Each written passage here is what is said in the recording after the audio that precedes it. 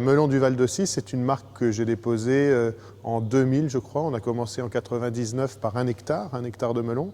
Puis derrière, 3 hectares, puis 4, puis aujourd'hui on arrive maintenant à 27 hectares cette année. On produit des melons sur exploitation depuis 15 ans maintenant. On est sur le Val-de-Loire. Val-de-Six, c'est le nom. La Six, c'est une petite rivière. Nous, on se situe exactement entre la Six et la Loire. On est sur une région qui est une région de vallée. On a un microclimat, on a toujours 2 degrés de plus qu'une autre exploitation sur le plateau à 10 km. Ça nous permet d'avoir un ensoleillement qui est assez présent.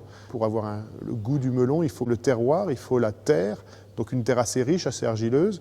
Et derrière, le soleil fera le sucre. Donc on a besoin d'un ensoleillement quand même assez important. Le 15 avril, quand on plante, on utilise d'abord un paillage plastique. Ce paillage permet de réchauffer bien les racines pour que la plante se développe. Et puis ça évite l'enherbement aussi. On a très peu de désherbants en melon qui fonctionnent. On finit par ne plus en utiliser. Vraiment, le plastique sert à l'enherbement. Par-dessus, on met un tunnel, ce qu'on appelle un tunnel nantais, une serre. Il faut vraiment le cueillir à maturité pour que derrière, il ait déjà son taux de sucre. Il ne va pas mûrir dans la cuisine de la ménagère.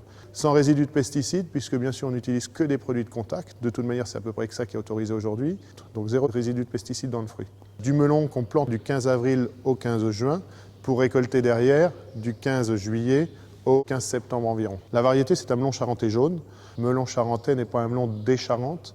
Melon charentais, c'est le nom de la variété. Quand on entend melon charentais, c'est pas un melon forcément produit en Charente. 95% des melons produits en France sont des melons charentais. On a un fruit qui est juteux et qui a son taux de sucre et surtout son goût qu'on retrouve grâce au sol. Le sol lui a vraiment transmis un goût. On ne fera jamais du melon dans une terre sableuse puisque ce serait de la citrouille. Les alluvions de la Loire ici vont très bien pour ça. Et donc c'est un produit qui est identifié par sa marque Val-de-Six qu'on retrouve tous les ans en supermarché, notamment avec une enceinte, par exemple, comme le Leclerc de Romorantin. Nos produits sont récoltés le jour d'après, sont dans le magasin, suite à la commande passée chaque matin avec le Leclerc de Romorantin.